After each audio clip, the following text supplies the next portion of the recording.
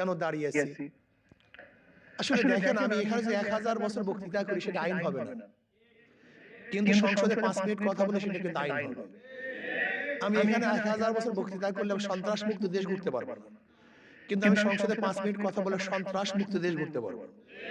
আমি 1000 বছর এখানে বক্তৃতা করলে আমার দেশ থেকে 28 লক্ষ টাকা পাচার বন্ধ করতে পারবো না, কিন্তু ওখানে 5 মিনিট বক্তব্য দিলে পাচার মুক্ত একটা দেশ গড়ার জন্য চেষ্টা করতে পারবো। আমি এখানে 1000 বছর বক্তৃতা করলেও চাঁদা মুক্ত দেশ করতে পারবো না, জুলুম অত্যাচার অবিচার মুক্ত দেশ করতে পারবো না, কিন্তু ওখানে 5 মিনিট কথা বললে এটা করা সম্ভব হবে। এখানে আপনারা অনেকে আছেন, শশী মহোদয় আছেন। আসলে আন-নাসু আলা দীনি মুলুকিহিম, আন-নাসু আলা দীনি মুলুকিহিম। প্রত্যেকটা মানুষ কিন্তু তার বাদশার অনুসরণ করে, অনুকরণ করে। দেখবেন যে স্কুলের হেডমাস্টার ভালো, সেখানকার উস্তাদ এবং ছাত্ররাও ভালো। যে স্কুলের হেডমাস্টার খারাপ, দেখবেন ছাত্ররাও সেরকম, উস্তাদরাও সেরকম। দেশের লিডার যেরকম, জনগণও সেরকম। এটাই বাস্তবতা। এই জন্য আমি যে আয়াত শরীফ তেলাওয়াত করছি রাজনীতির সম্পৃক্ত নাই, কিন্তু নবী আলাইহিস সালাতু ওয়াস সালাম আল্লাহ পাক কেন প্রেরণ করেছেন, কিভাবে প্রেরণ করেছেন কাজ করবেন না। আমার মুখের মধ্যে ধোঁয়া ছেড়ে দিত বিড়ি, এটা করছে এই পাবলিক করছে, কিন্তু আমি পিছপা হইনি। কেন? এই সমাজকে পরিবর্তন করতে হবে, এই ঘুরে ধরা সমাজকে পরিবর্তন করতে হবে। যদি আমরা পিছনে সরি, যদি ঘর ছেড়ে দেয় মালিক, তখন ঘরের মধ্যে সাপ বিচ্ছু বাসা বাঁধে, কিন্তু যখন মালিক সেখানে যায় সেখানে বাসা বাঁধতে পারে না।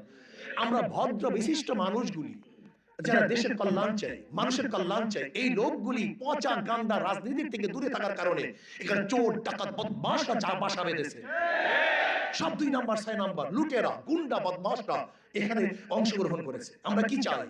আমরা চাই এখানে ঘরের মালিক আসবে এবং সেখানে সাপ বিচ্ছুগুলা পালিয়ে যাবে। ঘরের মালিক আসবে, চোর ডাকাতরা দখলকৃত জমি ছেড়ে দিবে। ঠিক আমরা কি চাই? ভদ্র বিশিষ্ট মানুষগুলি ক্ষমতায় আসুক, দিনদার এখানে আসুক। যদি দিনদার এখানে না আসে, 1000 বছর চেষ্টা করবেন, চিল্লাবেন, আন্দোলন করবেন, সংগ্রাম দিবেন, বারবার জীবন দিবেন, রক্ত দিবেন, এই দেশ পরিবর্তন হবে না। আমি আগেই বলেছি, আমি এখানে নির্বাচিত হতে চাই। আমরা সবাই বলছেন বাকেরগঞ্জ উন্নয়ন, বাকেরগঞ্জ উন্নয়ন সেকেন্ডারি কাজ। একজন এমপির কাজ শুধু রাস্তাঘাট করা না, একজন এমপির কাজ হলো আগামী দেশটা কোন নীতি এবং আদর্শে চলবে সেটা নির্মাণ করা, এটা নির্মাণ করা। এটা চুরি হবে কি হবে না, ডাকাতি হবে কি হবে না, জুলুম অত্যাচার হবে কি হবে না, অবিচার হবে কি হবে না, গুম হবে কি হবে না। আজকে বিচারের অবস্থাটা কি? সেখানে নিরপেক্ষ বিচার নাই। আজকে বর্তমান বিচারালয়ের মধ্যে নিরপেক্ষ বিচার নাই, অথচ একজন বিচারালয়ে থাকা উচিত। এখানে ভদ্র বিশিষ্ট লোক আছেন। একটা ভালো কান্ট্রির সবচেয়ে বড় নমুনাটা কি? রাস্তা ঘাট না, একটা ভালো কান্ট্রির সবচেয়ে বড় নমুনা হলো বিচার ব্যবস্থা। এটা সুবিচার হলো সবচেয়ে বড় নমুনা, অথচ আমাদের সুবিচার বলতে কিচ্ছু নেই। এই যে নমিনেশন পেপার নিয়ে দেখেন, এক নমিনেশন পেপারে একজনের ভুল হয়েছে, তার নমিনেশন পেপার কারেক্ট, ওই একই কারণে আরেকজনকে বাতিল। এটা কেমন হলো? এটা কিসের বিচার আমাকে বলেন? তাহলে আইন জানে না বা প্রয়োগ করতে পারে না। সব জায়গায় গ্যাঞ্জাম, সব জায়গায় ঘুরে ধরছে। এই সমাজ থেকে লুটকে বন্ধ করতে হবে, জুলুম অত্যাচার বন্ধ করতে হবে, সাম্যতা, মানবিক মর্যাদা, সামাজিক ন্যায় বিচার প্রতিষ্ঠিত করতে হবে। আজকে দেখেন, বিড়ালের সাথে আমরা ছবি তুলতে আনন্দিত হই, লেকিন একজন মেতরের কাঁধে হাত দিয়ে কি আমি ছবি তুলতে পারবো? আমি লজ্জা পাই। বিড়ালকে শ্রদ্ধা সম্মান করেছি, আশরাফুল মাখলুকাতকে, সর্বশ্রেষ্ঠ জীবকে আমি সম্মান করতে পারিনি। আজকে কেউ কুকুরকে সামনে নিয়ে ছবি প্রকাশ করতে আনন্দিত হই, অথচ একজন কুলি, একজন ঋষির বুকের উপরে বা কাঁধের উপরে হাত দিয়ে আমি ছবি তুলতে পারি না। আজকে কুকুরকে আমার বিছানায় বসাই, কিন্তু আশরাফুল মাখলুকাত একজন শ্রমিককে আমার বিছানায় বসাতে পারি না। আজকে আমি একটা জানোয়ারকে নিজের হাতে খেদমত করি, অথচ আমার ড্রাইভারকে আমার কাছে নিয়ে খানা খেতে পারি না। লজ্জা পাই, লজ্জা পাই। আমাদের কাছে অনেক অফিসাররা যায়, ড্রাইভার নিয়ে যায়। আমি বললাম, ড্রাইভারকে ডাকলেন না? পরে আমি, এইটাই সমস্যা। ইসলাম দিয়ে শিক্ষা দেয়নি। নবী আলাইহিস সালাতু ওয়াস সালাম যখন খানা খেতেন, কে গোলাম আর কে নবী, এটা পরিচয় থাকতো, সবাই একই রেস্টুরেন্টে খানা খেতেন। এই যে বৈষম্য, ব্রিটিশ আমাদের বৈষম্য সৃষ্টি করেছেন, এই বৈষম্য দূর করতে হবে। আশরাফুল মাখলুকাতের মর্যাদা দিতে হবে।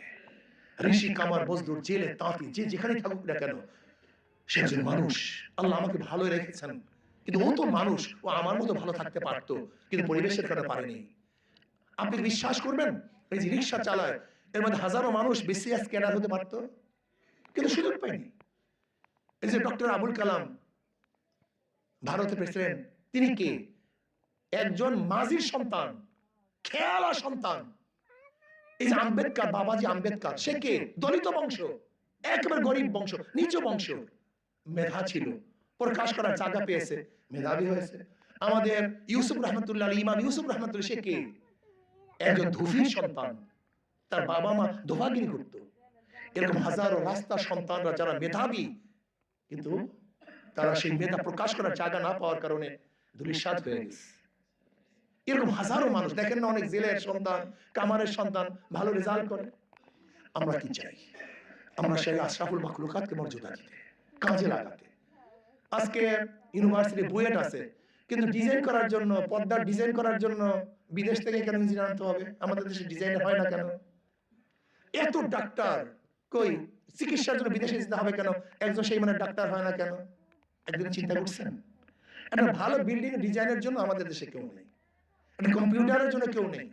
তার মানে মেধা প্রকাশ করার কোনো সুযোগ আমাদের দেশে নেই। শিক্ষা ব্যবস্থাকে ধ্বংস করে ফেলেছে। আজকে আমাকে সাংবাদিক প্রশ্ন, আপনি কি করবেন? আমি বলি আশরাফুল মাখলুকাতকে কাজে লাগার ব্যবস্থা করব। এই জনশক্তিকে কাজে লাগার ব্যবস্থা। 18 কোটি মানুষ যদি 1 ঘন্টা কাজ করে, 18 কোটি ঘন্টা, 18 কোটি ঘন্টা যদি কাজ করে, তাহলে দেশকে কোথায় নেওয়া যায় আমাকে বলেন তো? 1 ঘন্টা যদি কাজ করি আমরা, 1 ঘন্টা 18 কোটি ঘন্টা কাজ হয়, কিন্তু আমরা কাজে লাগাতে পারি না। আজকে এই জনসংখ্যাকে যদি কাজে লাগাতে পারতাম, আল্লাহ পাক যে সম্পদ আমাদেরকে দিয়েছেন, মানব সন্তান, মানব সম্পদ, এর চেয়ে বড় কিছু আছে বলে আমি মনে করি না। খনি আমার জন্য, স্বর্ণ আমি না থাকলে কোনো দাম নেই। আমি মানুষ আসি তো স্বর্ণের দাম, আমি না থাকলে ডায়মন্ডের কোনো দাম নাই। আমি আসি বিদায় ডায়মন্ডের দাম, আমি আসি বিদায় তৈলের খনির দাম। সে আশরাফুল মাখলুকাতের কোনো দাম নেই। আসুন না আমরা সব মিলিতভাবে এই দেশটাকে গড়ার চেষ্টা করি। ইসলাম হুকুমত কায়েম করে, সাংবাদিক আমাকে প্রশ্ন করে, যদি ইসলাম হুকুমত হয়, আপনি কি যদি ক্ষমতা যান কি করবেন, কোন আইন অনুযায়ী চলবেন? আমি কি কোরআন ও সুন্নাহর আইন অনুযায়ী? এই করে মৌলবাদী, দক্ষিণপন্থী, চরমপন্থী অনেক কথা বলে। আমি বললাম, সেকুলারিজম বিজয় হলে আপনার মধ্যে প্রশ্ন থাকে না, কমিউনিজম বিজয় হলে আপনার মধ্যে প্রশ্ন আসে নাই, ডেমোক্রেসি বিজয় হলে আপনার মধ্যে প্রশ্ন আসে নাই, ইসলাম বিজয় আপনার মধ্যে প্রশ্ন আসে কেন? ঘটনা কি? ইসলাম ফুবিয়া ঢুকানো হয়েছে রন্ধ্রে রন্ধ্রে, আস্তে আস্তে আস্তে আস্তে। ইসলাম ফুবিয়া, শরিয়া মানে বিশাল কিছু। এই প্রথম আমি বলছি শরিয়া আইন বাস্তবায়ন। দেখছেন তো হইচই পড়ে গেছে, শরিয়া মানে কি? আমরা শরিয়া বুঝেন তো না, শরিয়া কি জিনিস? আইন, ল, ইসলামিক ল। যাই হোক, কথা আর বলবো না, আপনারা ফেড আপ হয়ে যাবেন।